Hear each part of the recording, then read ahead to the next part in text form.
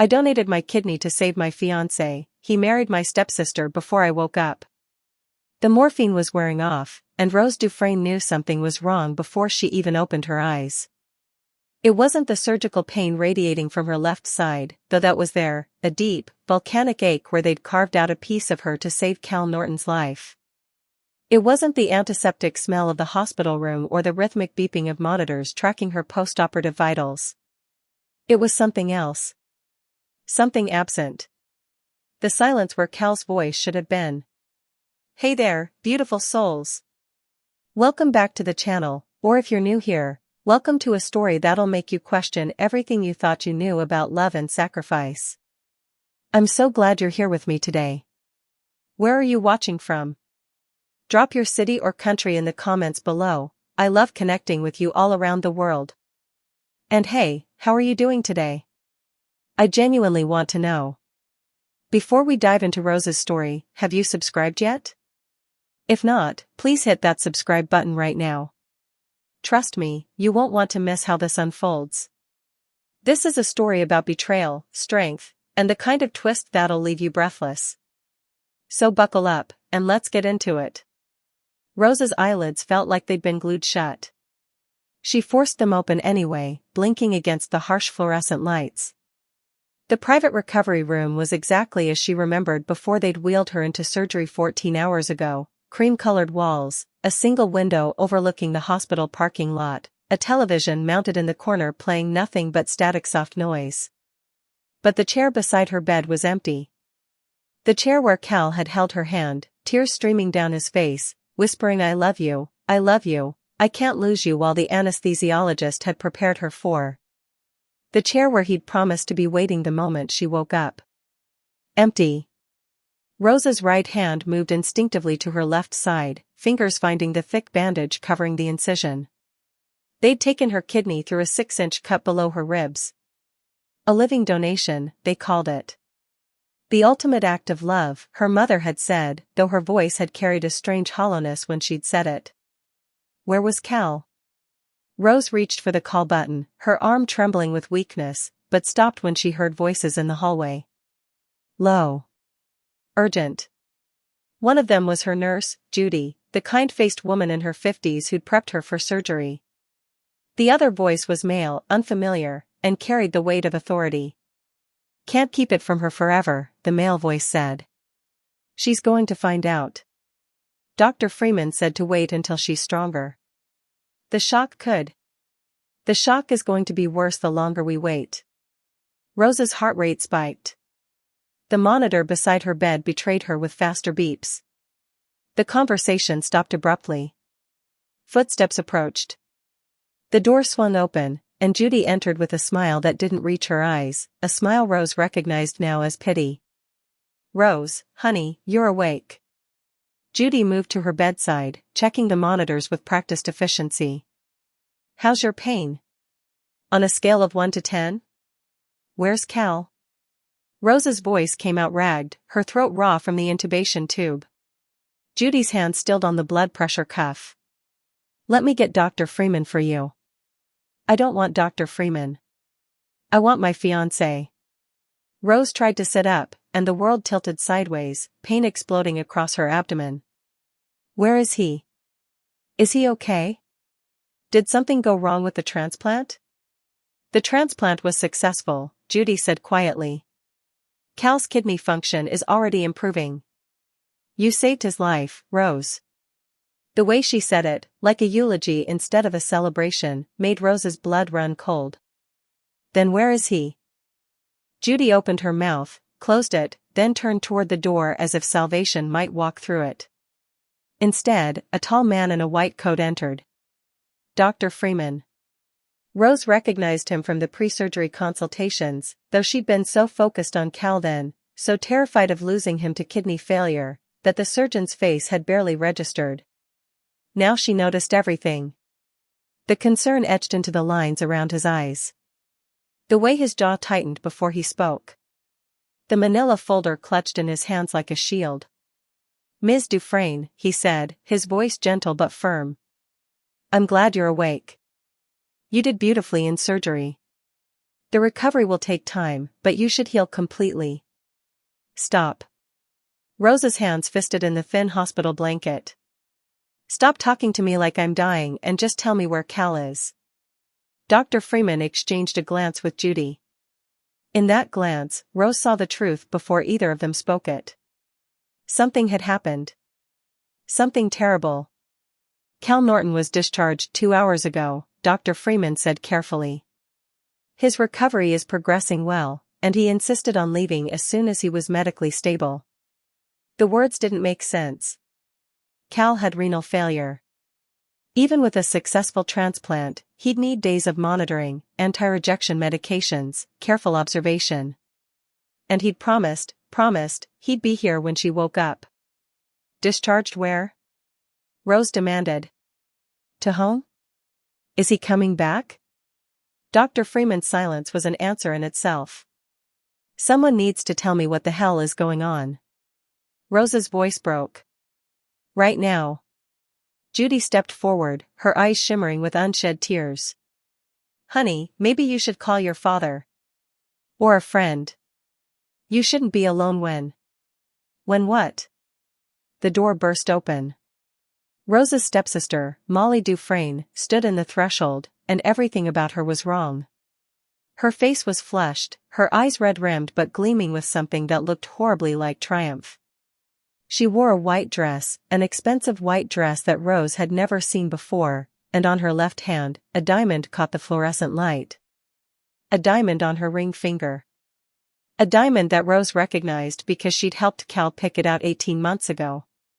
Molly's mouth curved into a smile that held no warmth. You're awake. Good. I was hoping we could talk. Rose had spent her entire life watching Molly take things that didn't belong to her. The memory surfaced with cruel clarity as her stepsister stood in the doorway wearing that white dress, wearing that ring. Rose was 7 years old again, watching her father marry Molly's mother just 6 months after Rose's own mother had died of breast cancer.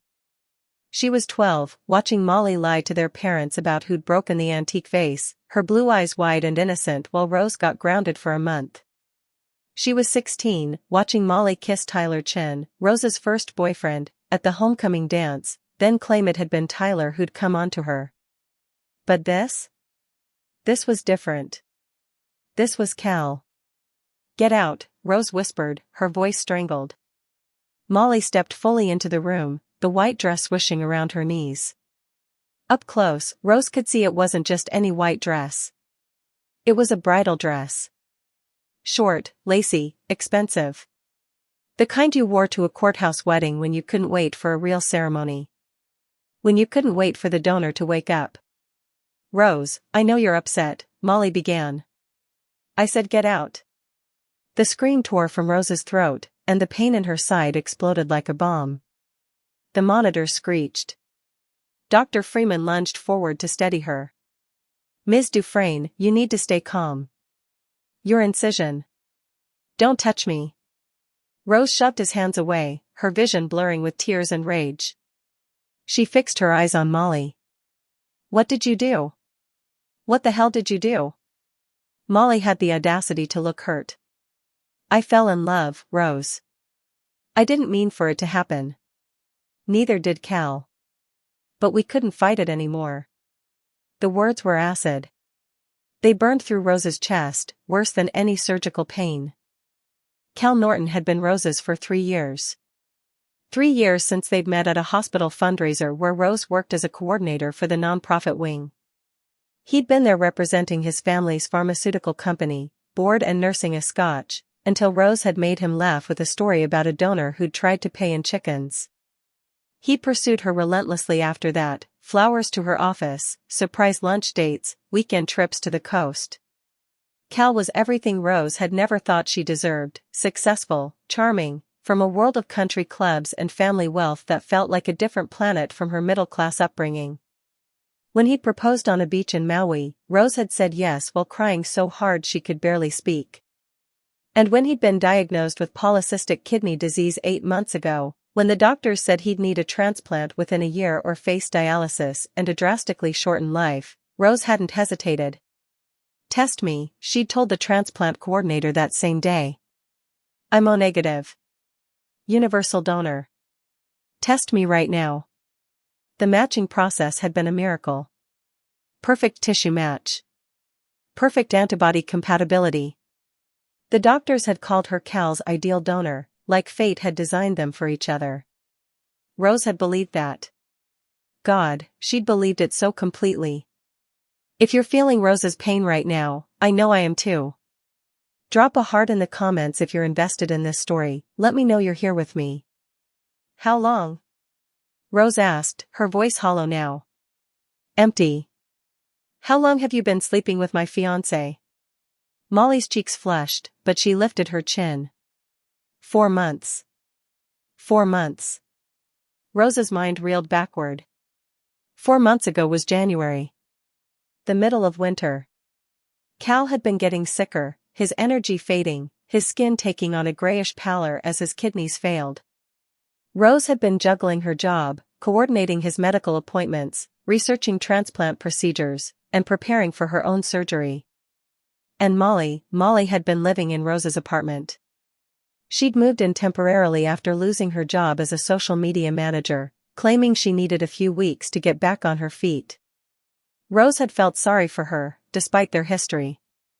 Despite every instinct screaming not to let Molly back into her life. Their parents, Rose's father and Molly's mother, had begged her to help her stepsister. Family is family, her father had said. Rose had given Molly the guest room.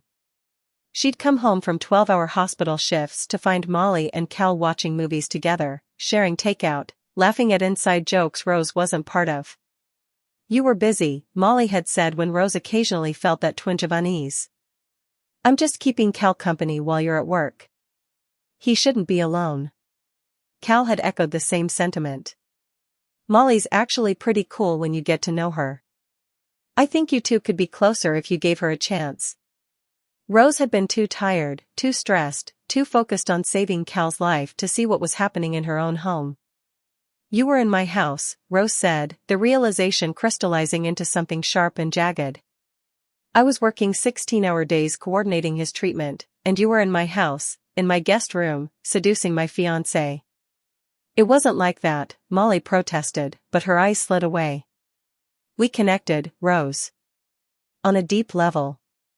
We talked about things, real things. Philosophy, dreams, the kind of life we wanted. He said you'd become distant. Obsessed with the medical stuff. You stopped seeing him as a person and started seeing him as a patient. The accusation landed like a slap. Because there was a grain of truth in it, wasn't there? Rose had become obsessed. With research.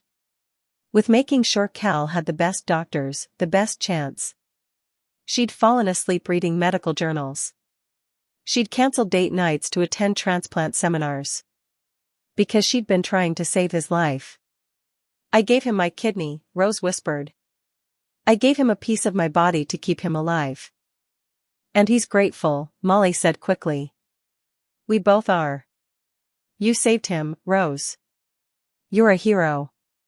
Then where is he? The question came out broken. If he's so grateful, why isn't he here? Molly's expression shifted, just for a moment, into something that looked almost like satisfaction. He wanted to come. I told him it would be better if I talked to you first. Sister to sister. We're not sisters. We've been family for 20 years, Rose. Our parents don't know, do they? Rose's eyes narrowed. That's why you came here. To tell me before someone else does. To control the narrative. Molly's silence was confirmation. Rose felt something cold and hard settling into her chest, crystallizing around her broken heart like ice. What's your plan, Molly? How are you going to explain this to Dad? To your mother? We're going to tell them the truth. Molly twisted the stolen ring on her finger. That Cal and I fell in love. That sometimes these things just happen. They'll be upset at first, but they'll come around. They always do. Her eyes met Rose's. And you're going to help us. Why the hell would I do that? Because if you don't, if you make this ugly and dramatic, everyone will know you gave your kidney to a man who didn't love you anymore. Molly's voice dropped, venomous and sweet. You'll be the pathetic girl who mutilated herself for a man who chose someone else. Is that really the story you want people telling about you? Dr. Freeman stepped forward, his voice hard. Ms. Dufresne, the younger Ms. Dufresne, I think you should leave. Now. But Molly wasn't finished. She pulled something from her purse, a photograph, and placed it on Rose's bedside table. It was a selfie. Molly and Cal, his arm around her shoulders, both of them smiling at the camera. Behind them, a courthouse. The date stamp in the corner read today's date. Hours ago. While Rose had been in recovery. While Rose had been unconscious from the surgery that saved Cal's life, he'd been marrying her stepsister. I really am sorry, Molly said, and the worst part was she almost sounded sincere. I never wanted to hurt you. But I love him, Rose. And he loves me. You can hate us for it, but it won't change anything. She turned and walked out, leaving the photograph behind like a crime scene. Rose stared at it, at Cal's smile, at Molly's hand on his chest, at the ring that should have been Rose's, and felt something inside her crack apart. Not break. Breaking would have been cleaner. This was a shattering. Judy approached slowly, her voice gentle. Honey, let me call your father. You shouldn't be alone right now. But Rose barely heard her. She was thinking about the night before her surgery. Cal had held her face in his hands, his eyes desperate and loving. I don't deserve you, he'd said. I don't deserve this sacrifice. She'd thought he was being humble. Now she understood. He'd been confessing. What would you do in Rose's position? I want to hear from you in the comments. Would you expose them? Would you fight back? Or would you walk away? Tell me below. Rose's phone sat on the bedside table, next to the poisonous photograph. 17 missed calls. 12 text messages. She reached for it with shaking hands. 3 messages from her father, honey, call me when you're awake. I need to talk to you. 2 from her best friend, Lily, how did the surgery go? You okay? 7 from a number she didn't recognize. Rose opened the unknown messages first. This is Jack Dawson. We met at your engagement party last year. I'm Cal's business partner. I need to speak with you urgently. What Cal did is unforgivable. I just found out. I'm so sorry. There are things about the company you need to know. Things Cal doesn't want you to find out. He married Molly for a reason, and it's not love. Please call me. I have information that changes everything.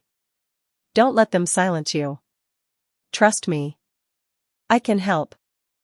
Rose stared at the messages, her mind reeling. Jack Dawson.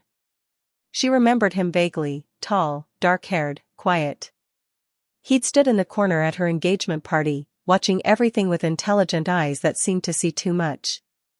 What did Cal's business partner know? And why was he reaching out now? The door opened again. For one insane moment, Rose thought it might be Cal, finally coming to explain, to apologize, to make this nightmare make sense. But it was just Judy, carrying a small paper cup of pills. For the pain, the nurse said softly. Rose looked at the pills, then at the photograph, then at Jack Dawson's messages on her phone. Pain medication would make her fuzzy. Compliant. Easy to manage. And Rose was done being easy to manage. No, she said, setting the phone down. No more medication. I need to be clear-headed. Rose, you just had major surgery. I need to think. Rose's voice was stronger now, fueled by something that felt like rage but burned colder. And I need to make some phone calls. Judy hesitated, then nodded slowly. I'll be right outside if you need me. When the nurse left, Rose picked up her phone again and stared at Jack Dawson's messages. He married Molly for a reason, and it's not love. I have information that changes everything. Her finger hovered over the call button. Whatever Jack knew, it was clearly something Cal wanted hidden. Something worth marrying Molly to protect. Something that might explain why a man would betray the woman who'd literally given him a piece of herself. Rose pressed call. Jack answered on the first ring. Rose. Thank God. Are you alone? Yes, she said.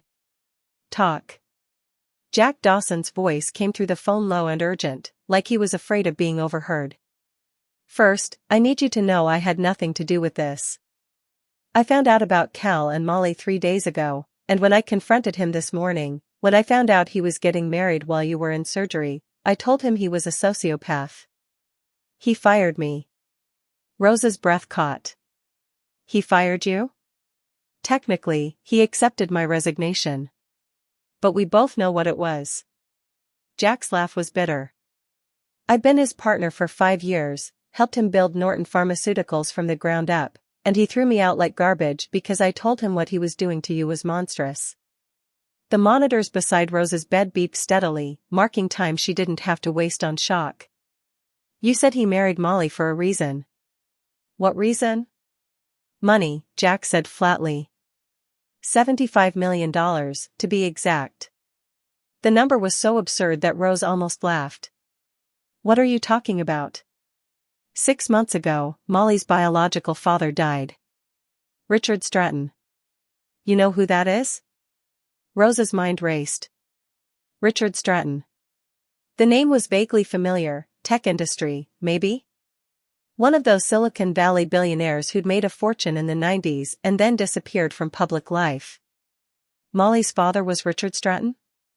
Rose's voice came out strangled. She never said, she told everyone he was a deadbeat who abandoned her mother. That's what her mother told her, Jack said. Apparently, Stratton's lawyers tracked Molly down last year. He'd died and left her $75 million in a trust fund. But there was a catch. Of course there was. Rose closed her eyes, already knowing where this was going but needing to hear it anyway. What catch? She had to be married before her 30th birthday to access the money. Some old-school provision Stratton put in the will about family values and stability. If she wasn't married by the deadline, the money would go to charity. Jack paused. Rose, Molly turns 30 in 4 days. The pieces clicked together with sickening clarity. 4 months ago, Molly had shown up at Rose's apartment, crying about losing her job, begging for a place to stay. 4 months ago, she'd met Cal, sick, desperate Cal, who'd been watching his pharmaceutical company hemorrhage money while his kidneys failed. Norton Pharmaceuticals is in trouble, Rose said. It wasn't a question. Jack's sigh carried the weight of confirmation. We're 3 months from bankruptcy. Cal made some bad investments, pushed through an expensive drug trial that failed FDA approval, and now we're leveraged to our eyeballs. The board doesn't know how bad it is yet. I only found out because I was the CFO. His voice hardened. Cal needed a miracle. And then your stepsister moved in with a $75 million trust fund and a ticking clock. Rose felt like she was falling. The hospital room tilted sideways, and she gripped the bed rail with her free hand, the 4-line pulling at her skin. He needed my kidney to survive, she whispered. And he needed her money to save his company. So he took both. Jack's voice was gentle now, like he understood he was delivering not just information but the complete destruction of Rose's world. I'm sorry, Rose. I know that doesn't help, but I'm so goddamn sorry.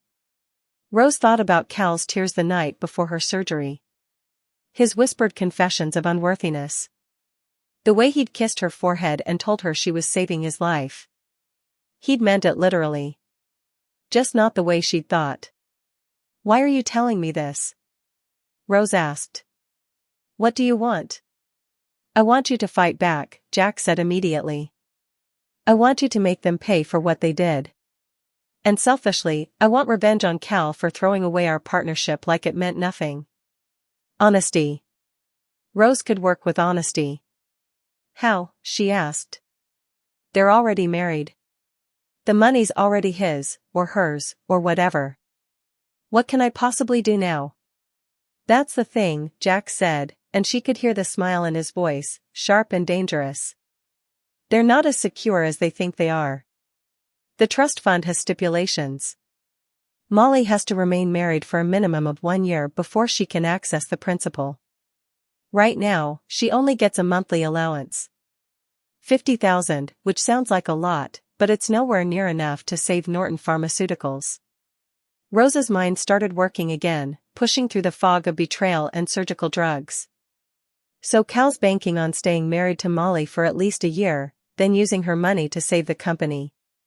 Exactly. But here's what he doesn't know. Jack's voice dropped even lower. I have documentation. Emails between Cal and Molly planning this whole thing. Text messages where they explicitly discuss using you for the kidney while they set up the marriage. Communications with the trust attorneys about how to structure everything. Cal kept it all on the company server like an idiot. Rose's heart started pounding. You have proof that this was premeditated? That they planned to use me? I have proof that Cal seduced your stepsister specifically for her inheritance, Jack said. I have proof they started their relationship after Cal did a background check on her and discovered who her biological father was. I have proof that he lied to you for months while arranging this entire scheme. Jesus Christ, Rose breathed. There's more, Jack continued. The trust has a morality clause. If Molly's marriage is proven to be fraudulent, entered into solely for financial gain, the trustees can freeze the funds pending an investigation. And if fraud is confirmed, she loses everything. The rage that had been building in Rose's chest crystallized into something cold and purposeful. Are you seeing where this is going? Drop a comment below if you think Rose should expose them. I want to know what you would do. You want me to give you permission to release the documents, Rose said. I want us to be partners, Jack corrected. This isn't just about the money or the company. What Cal did to you, what they both did, it's sociopathic. And if we don't stop them, Cal will use Molly's money to save Norton Pharmaceuticals, then probably divorce her the second the year is up. He'll destroy her too, eventually. We'd actually be doing her a favor. Rose wasn't sure she cared about doing Molly any favors, but she understood Jack's point. Why do you need me? She asked. You have the documents. You could release them yourself. Because I stole them from the company server after Cal fired me, Jack said bluntly. Which means they're technically inadmissible and possibly illegal for me to possess. But if you request them as an interested party, as the woman who was defrauded and medically exploited, that's different. You have standing. You have rights. And you have a story that will make every news outlet in the country want to crucify Cal Norton. The full picture was emerging now. Jack wasn't just offering revenge. He was offering a coordinated assault on everything Cal had built, everything he'd sacrificed Rose to protect. You want to destroy him, Rose said. I want justice, Jack replied. But yes. I want to destroy him. Don't you? Did she? 24 hours ago, Rose would have said she wanted to marry Cal Norton. She would have said she loved him more than anything. She would have said she'd give him anything, including a vital organ, to keep him in her life. Now she wanted to watch him burn. There's something else you should know, Jack said into the silence. Before you decide. Cal and Molly are planning to visit you this evening. Together. They're going to ask you to sign something. Rose's stomach dropped.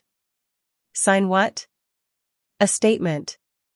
Basically, a document saying you donated your kidney freely, with full knowledge of Cal's relationship with Molly, and that you support their marriage. It protects them legally and socially. Makes you complicit in the narrative they're building. And if I don't sign? Then Cal will make your life very difficult, Jack said quietly. He's already been talking to your father. Framing this as a tragic love story where he fell for the wrong sister. Making you sound obsessed and unstable. He's very good at controlling narratives, Rose. It's how he's kept the company's financial problems hidden for so long. Rose looked at the photograph on her bedside table. Cal and Molly, married and smiling, while Rose had been bleeding on an operating table. Her phone buzzed. A text from her father. "Sweetheart, I just talked to Cal.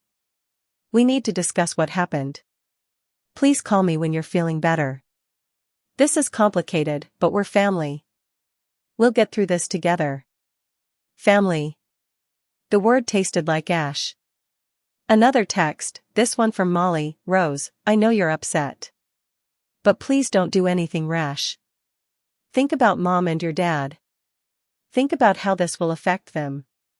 We can all move forward if you just let us explain.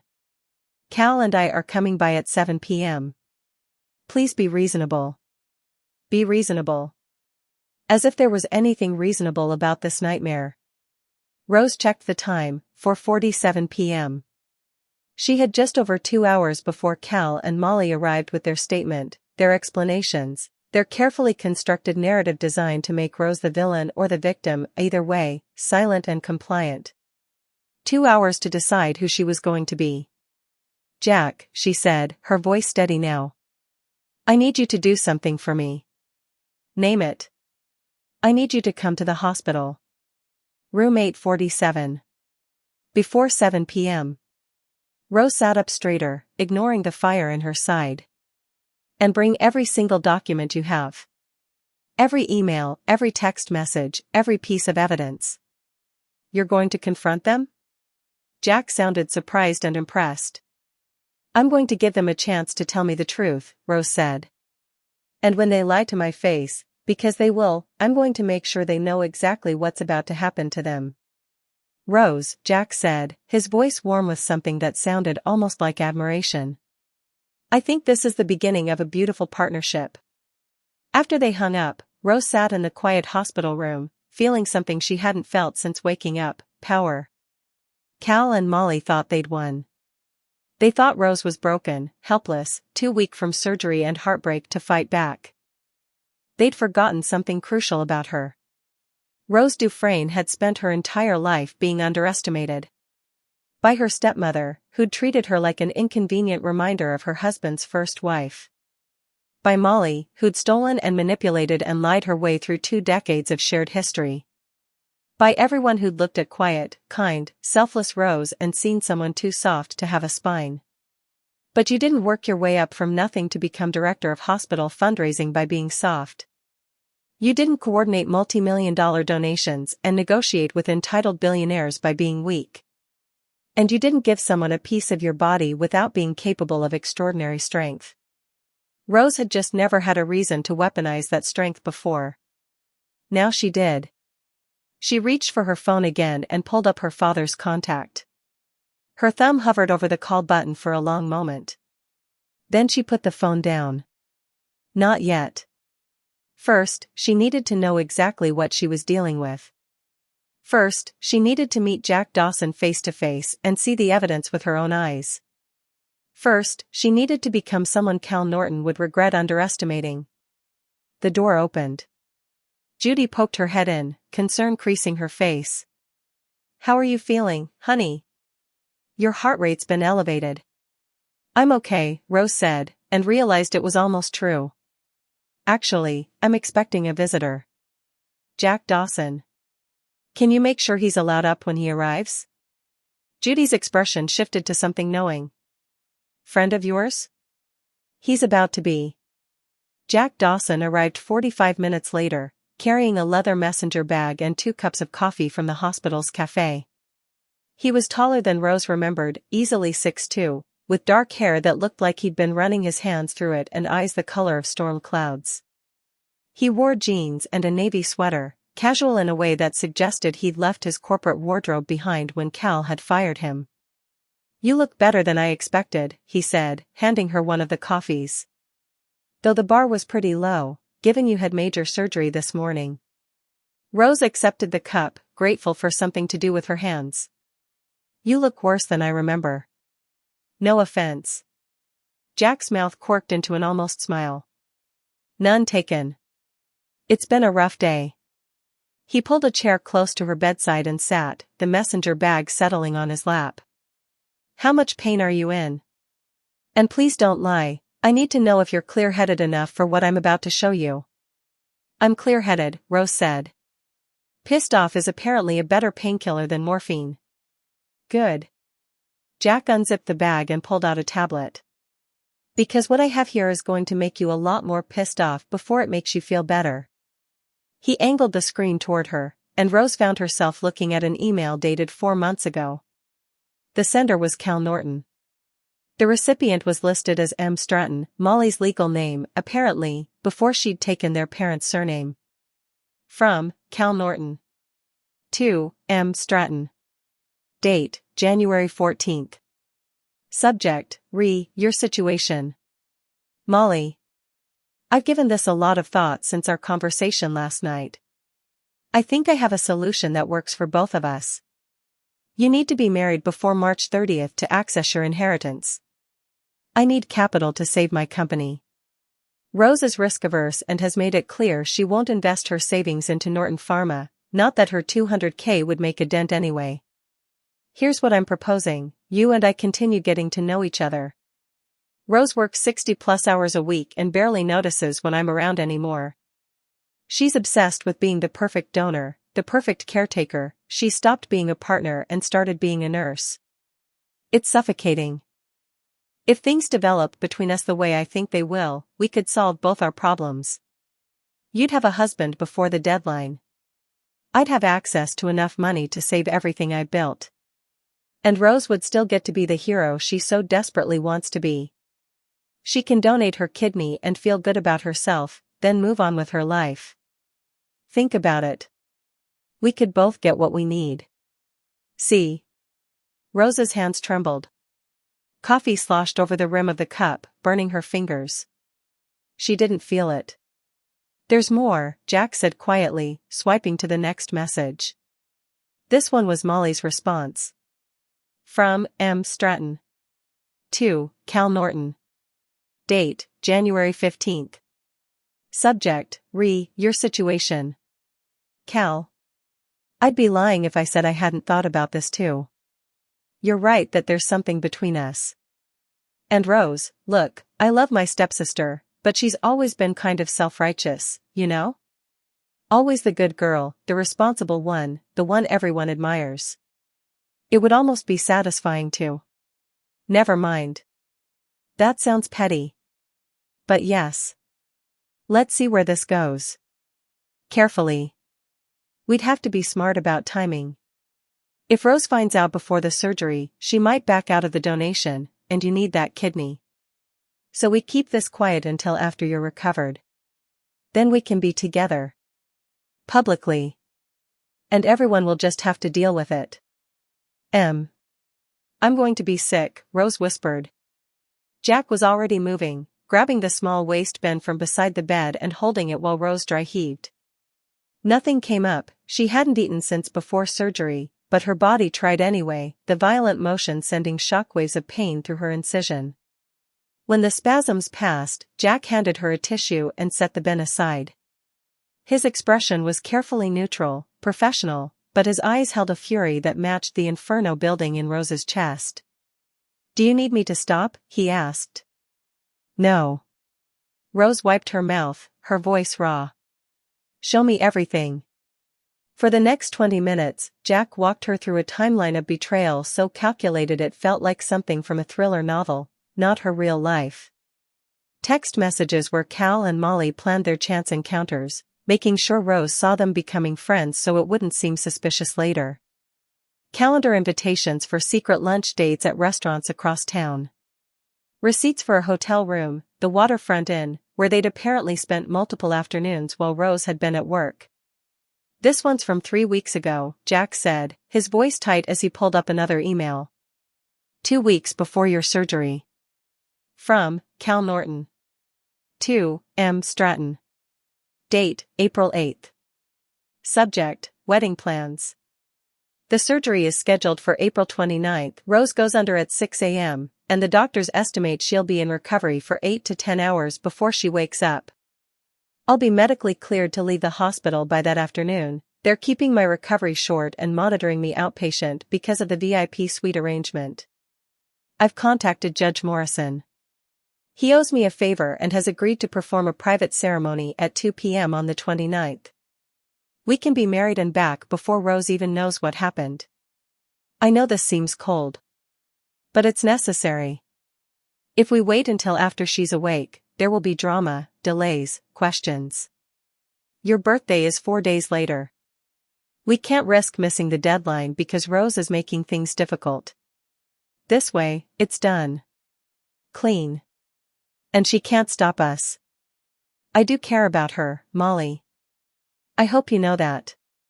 She's a good person. But good people finish last, and I'm tired of losing. Rose couldn't breathe. The hospital room felt like it was closing in, the walls pressing toward her, the air turning thick and toxic. He planned it, she said, her voice distant, like it was coming from someone else's body. He scheduled our wedding for the day of my surgery. While I was unconscious. Yes, Jack confirmed. And Molly agreed. Enthusiastically, based on her response. Jack swiped to show that email too, but Rose held up a hand. I don't want to see it, she said. I can't read any more right now. Jack nodded and set the tablet aside. They sat in silence for a moment, the only sound the steady beep of Rose's monitors and the muffled hospital noises from the hallway. Can I ask you something? Rose said finally. Anything. Why did you stay partners with him for so long? She looked at Jack, really looked at him for the first time. If he's capable of this, he must have shown signs before. Red flags. Why didn't you leave? Jack leaned back in his chair, considering the question. Honestly? Because I thought I could balance him out. Cal's brilliant, genuinely one of the smartest pharmaceutical developers I've ever met. When he's focused on the science, he does incredible work. We've created medications that help people, Rose. Real people with real problems. But? Rose prompted. But he's also completely amoral when it comes to business and personal relationships, Jack finished. I told myself that as long as I was there, I could keep him honest. Or at least prevent the worst of his impulses. His jaw tightened. I was wrong. I should have walked away years ago. Why didn't you? Jack met her eyes, and something in his expression made Rose's breath catch. Same reason you gave him your kidney, probably. I kept hoping he'd become the person I wanted him to be instead of accepting who he actually was. The observation hit too close to home. If you've ever stayed in a relationship or friendship hoping someone would change, drop a comment. Sometimes the hardest thing is accepting people for who they really are. What's the plan? Rose asked, needing to focus on action instead of feeling. When Cal and Molly get here with their statement, what exactly are we doing? That depends on what you want, Jack said. I can think of a few options, but this is your call, Rose. Your life. Your revenge. Tell me the options. Jack counted them off on his fingers. Option 1, you sign their statement, let them think they've won, and we go to the press tomorrow with everything. Maximum public humiliation, but you lose the element of surprise. Option 2? You refuse to sign, confront them with what you know, and threaten to expose them unless they meet your demands. Riskier, because Cal might call your bluff, but it gives you leverage for negotiation. What would I negotiate for? Rose asked. I don't want his money. I sure as hell don't want him back. You might want the company, Jack said. Norton Pharmaceuticals is worth saving, even if Cal isn't. The research we've been doing on affordable insulin alternatives could help millions of people. If Cal's forced out and you take controlling interest as compensation for what he did to you. He shrugged. You could do a lot of good. Rose blinked. I don't know anything about running a pharmaceutical company. No, Jack agreed. But I do. And I'm currently unemployed and highly motivated. There it was again, that suggestion of partnership. Rose studied Jack's face, looking for hidden agendas, for signs of manipulation. After Cal, she wasn't sure she could trust her own judgment anymore. What do you get out of this? She asked bluntly. Really? Besides destroying the man who betrayed both of us? Jack smiled, but it was edged with something dark. I get to save the company I helped build. I get to continue research that actually matters. And selfishly, I get to prove that I'm better than Cal Norton ever was. Honesty again. Rose was starting to appreciate it. Option 3, she asked. Jack's expression shifted, becoming more serious. Option 3 is the nuclear option. We don't just expose the affair and the fraud. We dismantle everything. I have evidence of other things Cal's done: financial irregularities, questionable drug trial practices, bribery of FDA officials. Nothing catastrophic on its own, but combined with this? It would destroy Norton Pharmaceuticals completely. Cal would face criminal charges. Molly would lose her inheritance. Everything burns. Including the research you care about, Rose said. Including the medications that help people. Yes, Jack admitted. That's why it's nuclear. Mutually assured destruction. But if what you want is to make absolutely certain Cal Norton never hurts anyone again. He let the implication hang. Rose's phone buzzed. A text from Cal: on our way. Should be there in 15 minutes. I hope you're feeling better. We have a lot to talk about. 15 minutes. Rose looked at the tablet full of evidence, at Jack's expectant face, at her own reflection in the darkened television screen. She looked pale and hollow-eyed, with an 4 in her arm and bandages covering the place where they'd cut her open. She looked like a victim. But she didn't feel like one anymore. I want option 4, Rose said. Jack raised an eyebrow. There is no option 4. There is now. Rose pushed herself more upright, ignoring the pain. I want to hear what they have to say. I want to see if there's any part of Cal that's still human enough to tell me the truth. And then I want to make my decision based on who they show me they are. Rose, they're going to lie. I know, she interrupted. But I need to see it. I need to look Cal in the eyes and watch him lie to me, knowing what I know. I need that moment. Do you understand? Jack studied her for a long moment, then nodded slowly. I understand. But I'm staying. What? I'm staying in the room when they get here, Jack said firmly. If you want to give them a chance to tell the truth, fine. But you're not facing them alone. Not 12 hours after major surgery. Not when you're vulnerable. Rose wanted to argue that she wasn't vulnerable, that she could handle this herself. But the truth was, having Jack here, having someone in her corner who knew the whole truth, felt like a lifeline. Okay, she said. You can stay. But let me lead. Let me ask the questions. Deal. Jack settled back in his chair. For what it's worth, Rose, you're handling this with a hell of a lot more grace than I would. Ask me again in 15 minutes, Rose said darkly.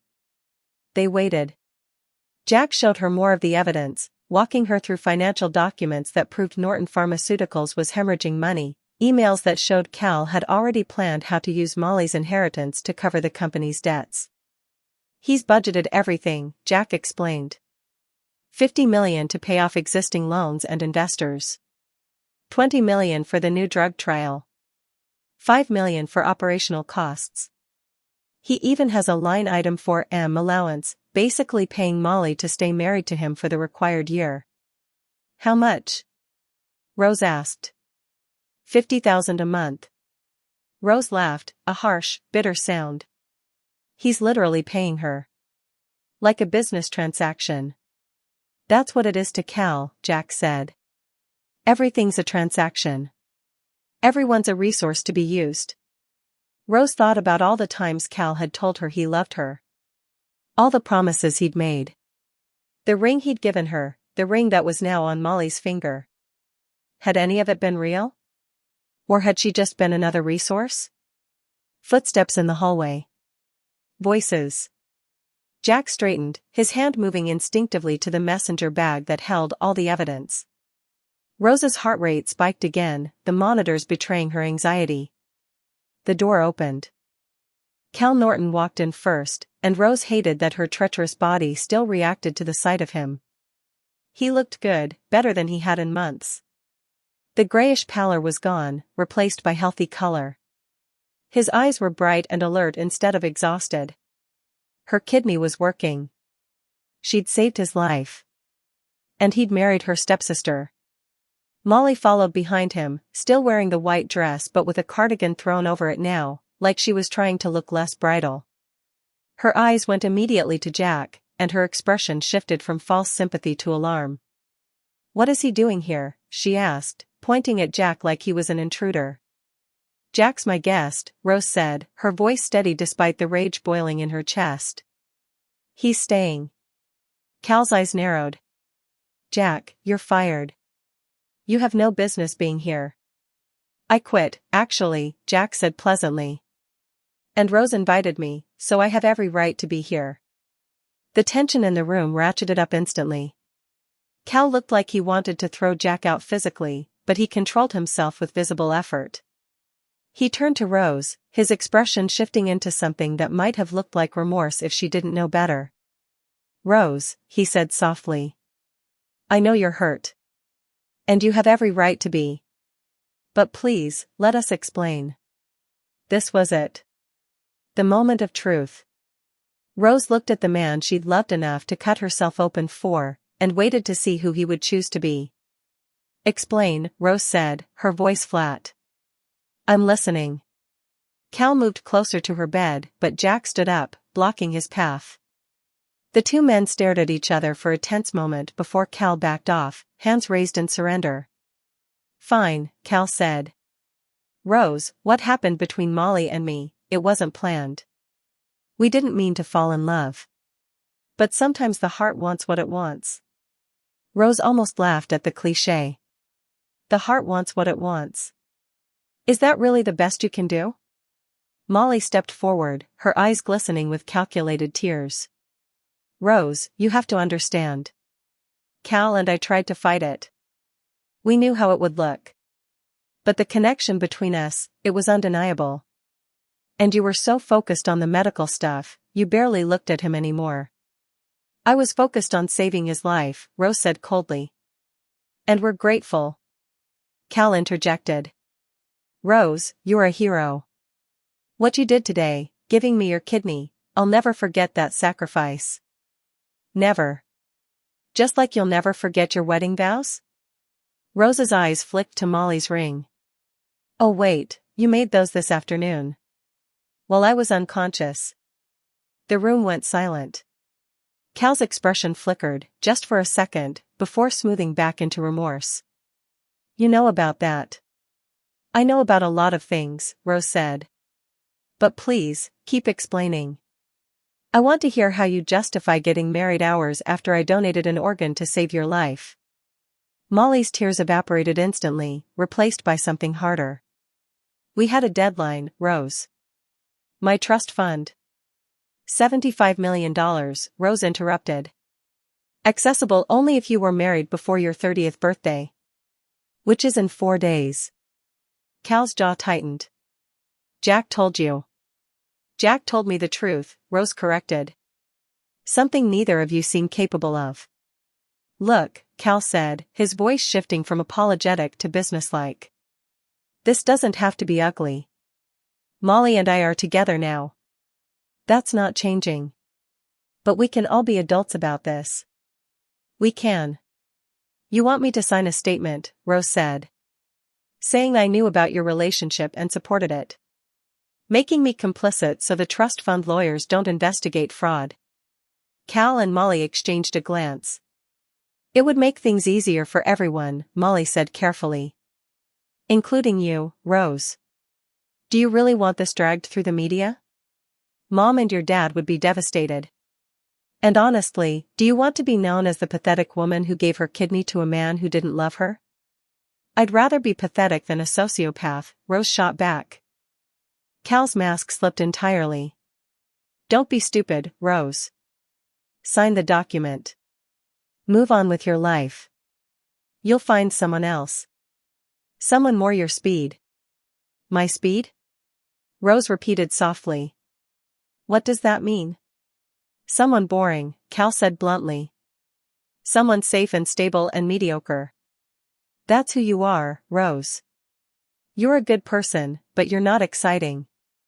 You're not passionate. You're vanilla. Molly and we have fire together.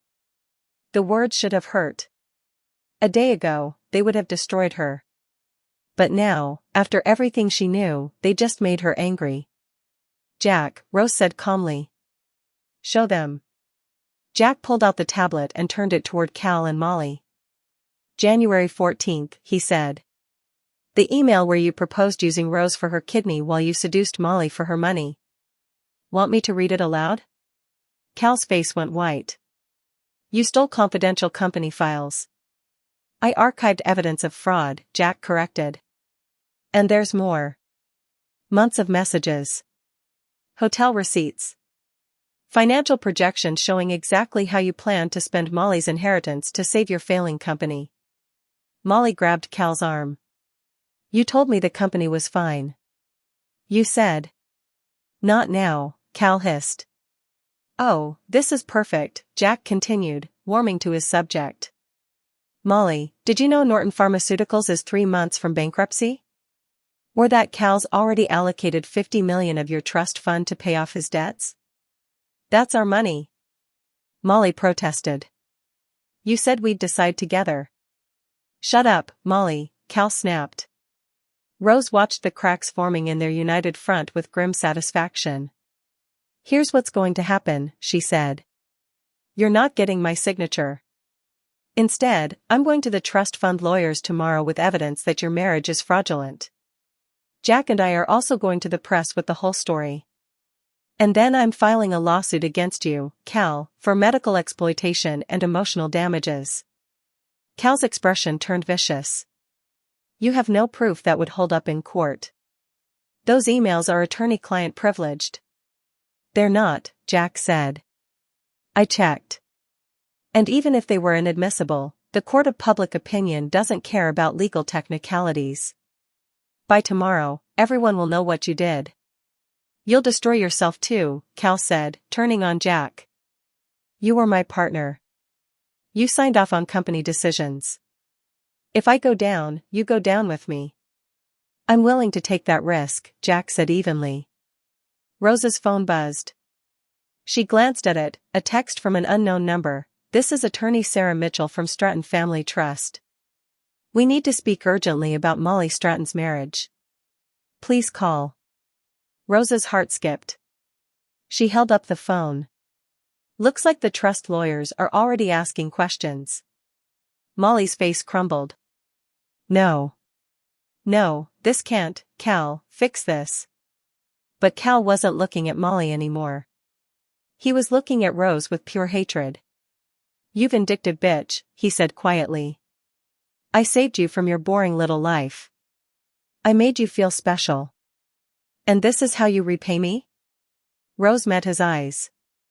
You didn't save me from anything, Cal. And you know what? I'm not signing your document. I'm not protecting you. And I'm not letting you get away with this. Then you're stupider than I thought, Cal said. He grabbed Molly's hand. Let's go. My lawyers will handle this. They turned toward the door, but Jack stepped into their path one more time. One more thing, he said. Rose's donation? The hospital flagged it for review. Apparently, someone anonymously reported that the donor might have been coerced. They're opening an ethics investigation. Cal's face went purple. You can't prove coercion. I don't have to prove anything, Jack said with a smile. The hospital ethics board does. And they take donor exploitation very seriously. If they determine Rose was manipulated or deceived, your transplant could be flagged as unethical. Insurance won't cover it. And you'll be publicly named in their findings. It was a bluff. Rose could see it in the slight tension in Jack's shoulders, but Cal didn't know that. This isn't over, Cal said, his voice shaking with rage. No, Rose agreed. It's just beginning. Cal and Molly left, the door slamming behind them. The silence that followed felt like the aftermath of an explosion. Rose realized she was shaking. Jack was beside her instantly, his hand on her shoulder, warm, steady, grounding. "You did it," he said softly. "You faced them down." "I feel like I'm going to throw up again," Rose admitted. "That's normal." Jack's thumb traced a small circle on her shoulder, the gesture comforting without being invasive. "You just blew up your entire life." "Yeah," Rose said. "I did." And despite everything, the pain, the betrayal, the uncertainty, she felt something unexpected blooming in her chest. Freedom. The lawyer called at 6 a.m. the next morning. Rose hadn't slept. Every time she closed her eyes, she saw Cal's face, the hatred in his eyes, the cold calculation. Jack had stayed until midnight, going over strategy, but even his presence couldn't silence the voice in her head asking, "What have you done?" "Ms. Dufresne?" The voice on the phone was crisp, professional. "This is Robert Chen from Norton Pharmaceuticals' legal team. We're filing a restraining order against you and Jack Dawson for harassment and corporate espionage. You have until noon to return all stolen documents, or we'll pursue criminal charges." Rose's stomach dropped. "Those documents prove." "They prove Mr. Dawson illegally accessed confidential company files after his termination," the lawyer interrupted. "A judge will see this as a disgruntled ex-employee and a jilted lover conspiring to destroy a man's reputation. How do you think that plays in court?" The line went dead. Rose stared at her phone, her hands shaking. Jack had warned her Cal would fight back, but she hadn't expected it to happen so fast. Her phone rang again. Her father this time. "Rose, what the hell is going on?" Her dad's voice was strained. "I just got off the phone with Cal. He says you're threatening him, making wild accusations." "Dad, he married Molly while I was in surgery." "I know about the marriage," her father cut her off. "It's complicated, sweetheart, but these things happen. Hearts change." "But going after him legally? Trying to destroy his company? That's not like you." "Not like me?" Rose felt tears burning her eyes. "Dad, he used me. He planned the whole thing. Cal explained everything. He said you've been unstable since the surgery. The medication, the trauma." "Rose, honey, I think you need to talk to someone. A therapist. This obsession isn't healthy." The betrayal hit harder than Cal's had. Her own father didn't believe her. "Patricia agrees," her dad continued, referring to Molly's mother, his wife. "We think you should come stay with us for a while. Get some rest. Let us take care of you. Let us manage you," Rose heard. "Let us keep you quiet." "I have to go," she whispered and hung up. The next call came from the hospital administrator. "Ms. Dufresne, we need to discuss your donor status. We've received allegations that you may have been coerced into donation. We're required to investigate, which means your medical records will be reviewed by the ethics board. This could take months. And I have to inform you that Mr. Norton's legal team is arguing that any finding of coercion would require reversal measures." Rose's blood ran cold. "Reversal measures? You can't take the kidney back." "No, but they could argue you're entitled to financial compensation that would bankrupt Mr. Norton's medical coverage. It's complicated. The point is, this investigation helps no one. If you'd consider dropping your allegations." "No," Rose said firmly, but her voice shook. After the administrator hung up, Rose tried calling Jack. It went straight to voicemail. She tried again. Voicemail. A text came through from an unknown number. "Jack Dawson is currently meeting with Cal Norton's attorneys.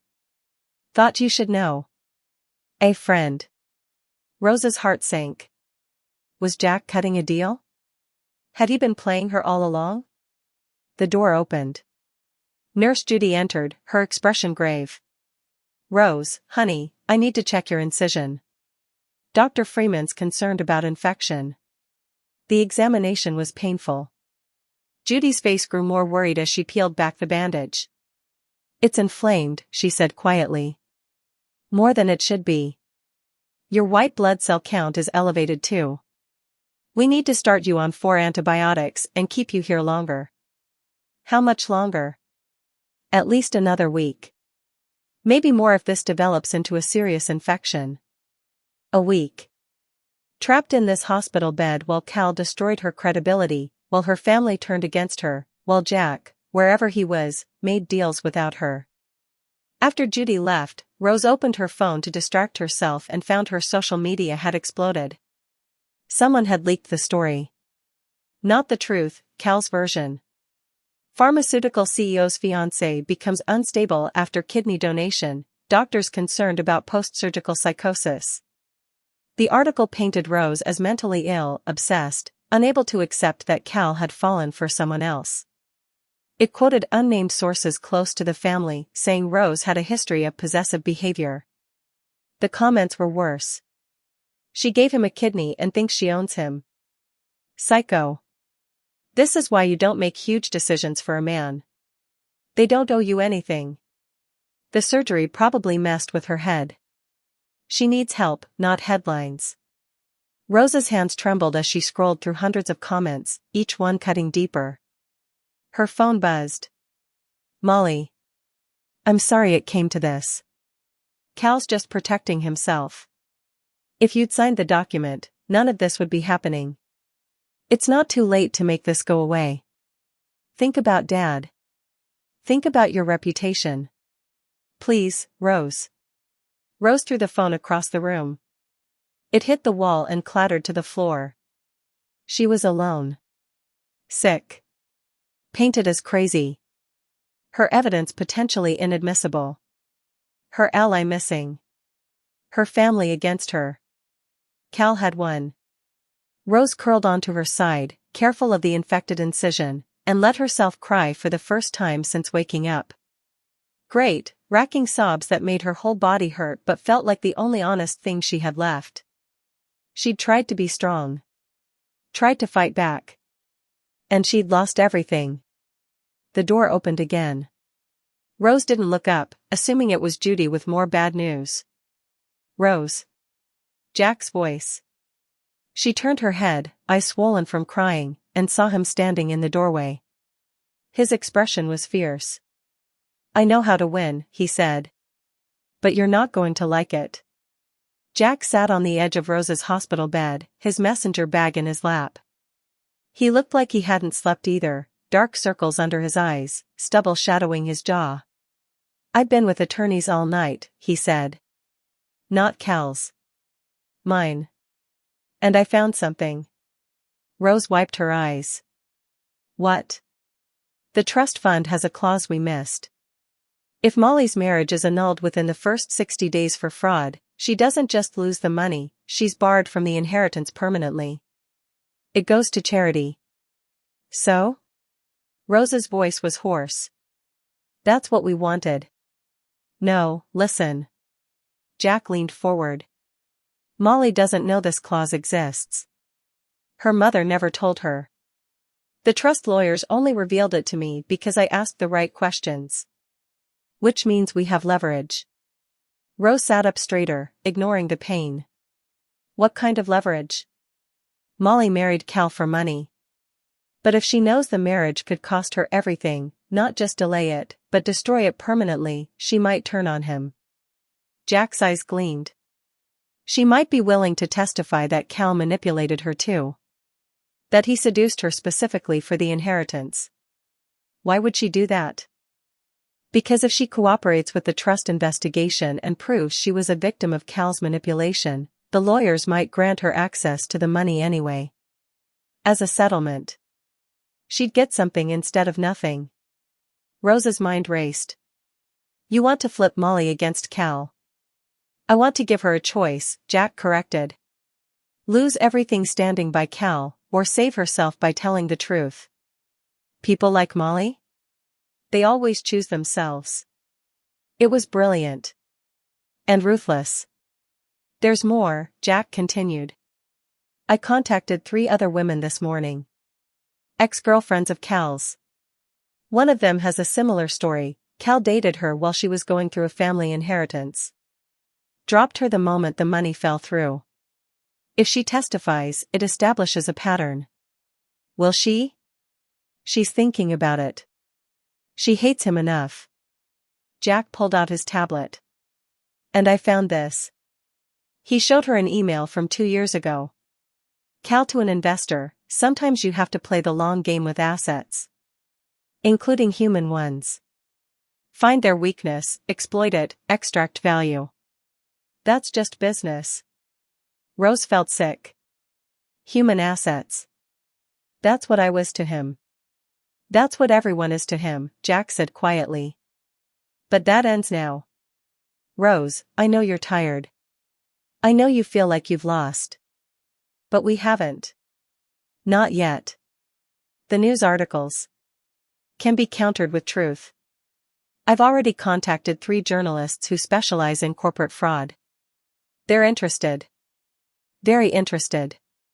Jack took her hand. And your father? He'll come around when he sees the evidence. So will everyone else who matters.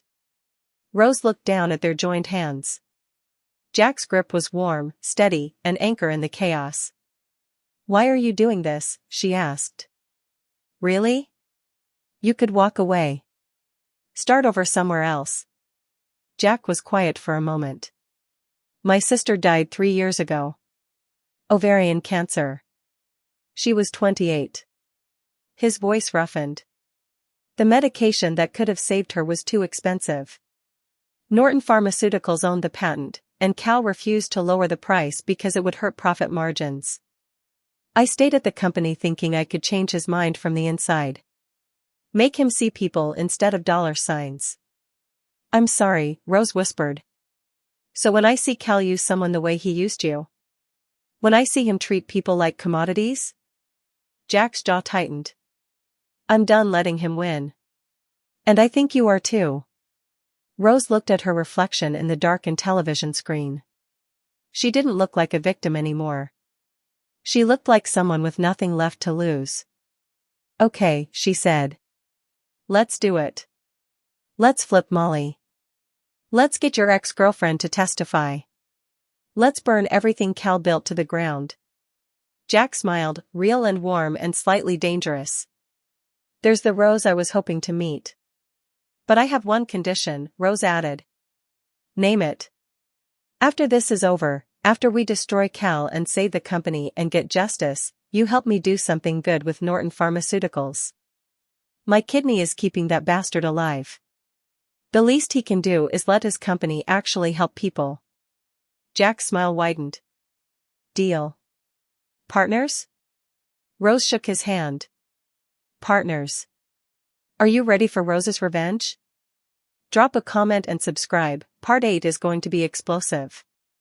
The meeting happened 3 days later in a private conference room at the Stratton Family Trust offices.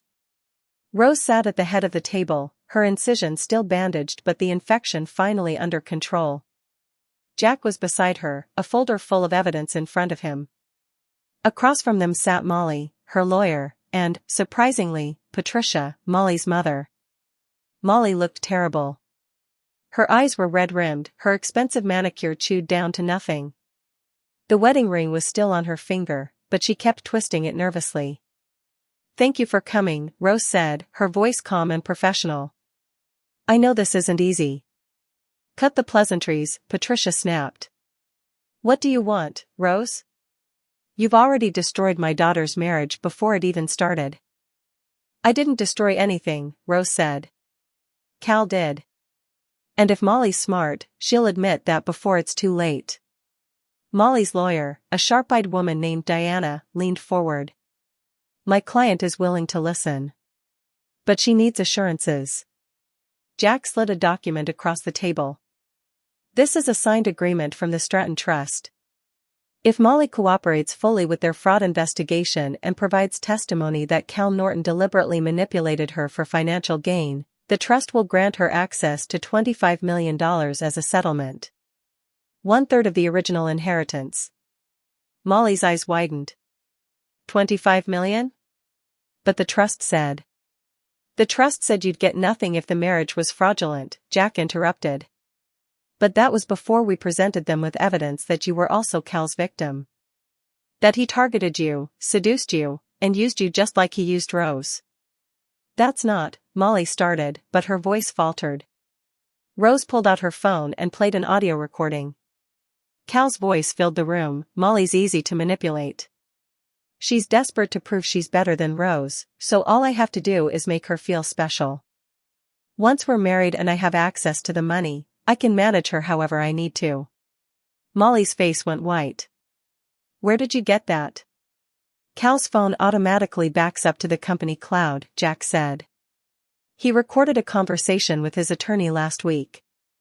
He was so confident, he didn't even try to hide it. Patricia grabbed her daughter's hand. Molly, tell me you didn't know. Tell me you weren't part of this. I didn't, Molly's voice broke. I thought he loved me. He said Rose was cold, that she didn't understand him, that we had something special. Tears streamed down her face. He said we'd build a life together.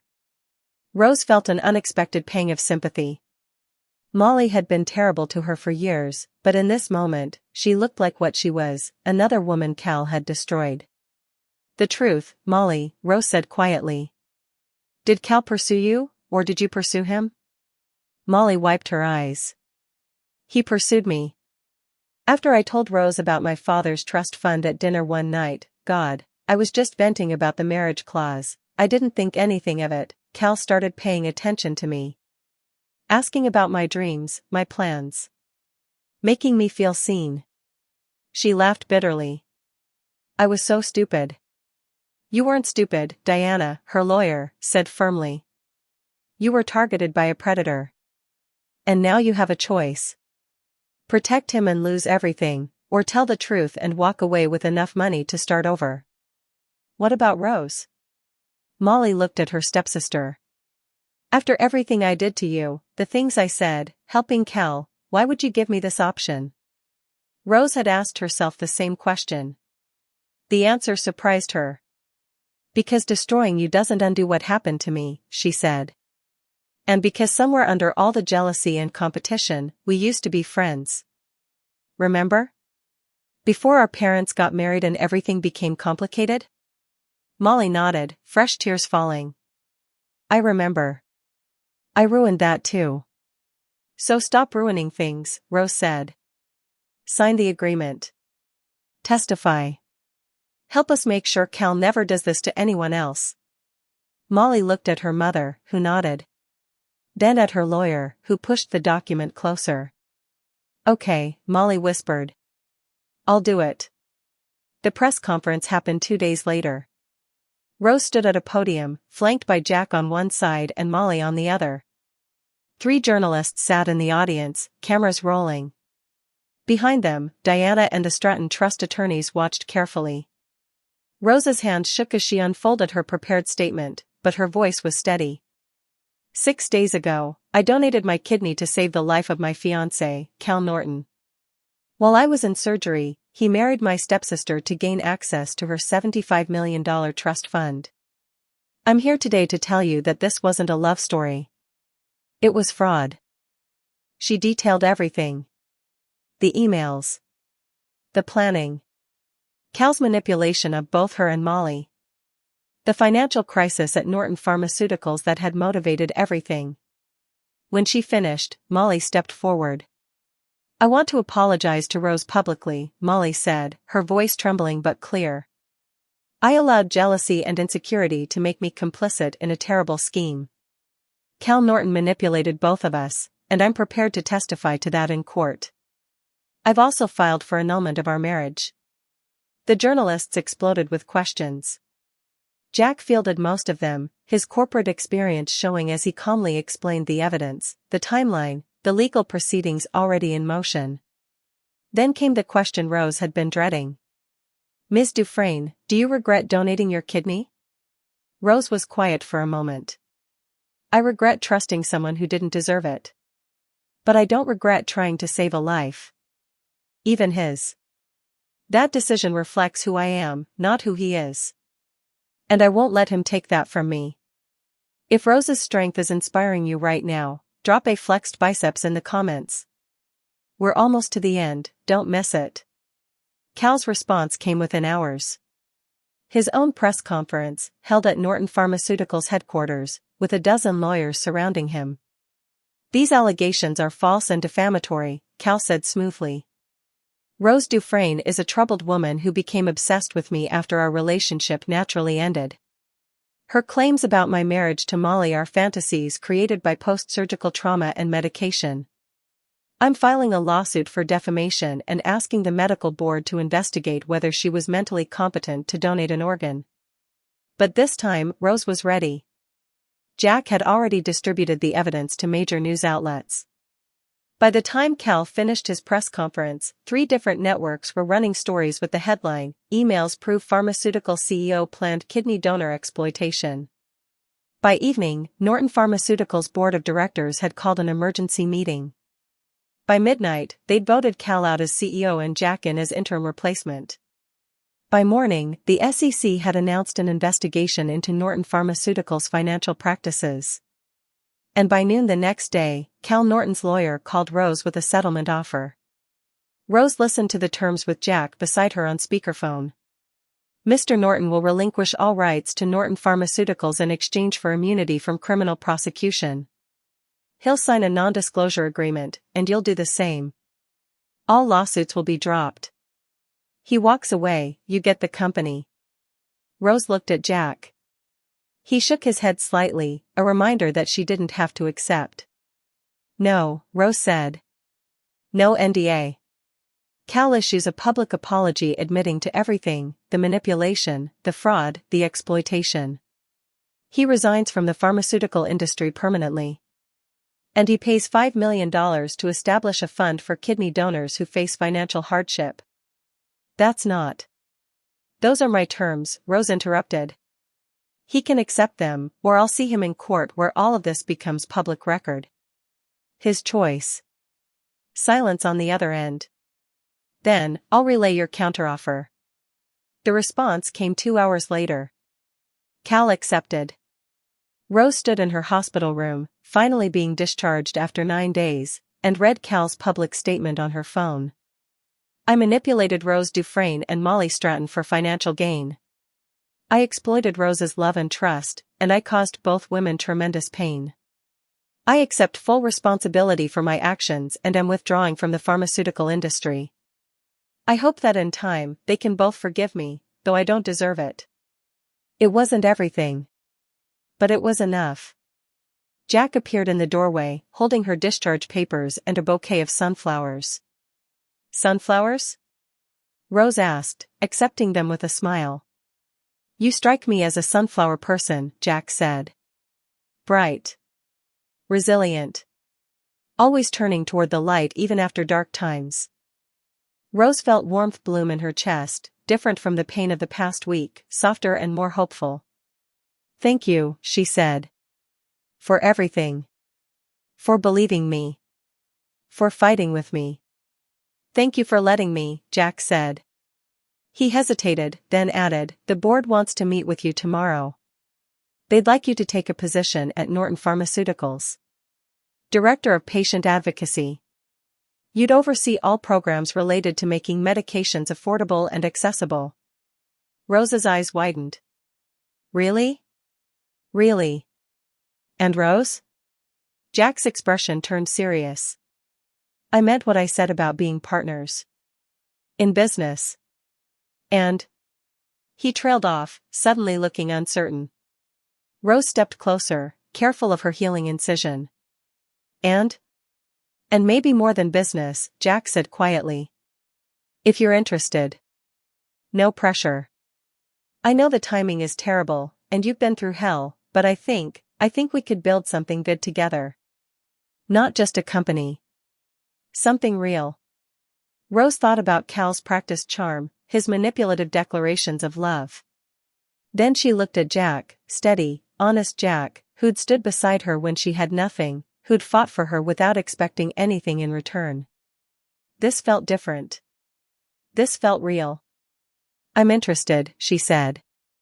But slowly. Let me heal first. Let me figure out who I am outside of who Cal made me think I was.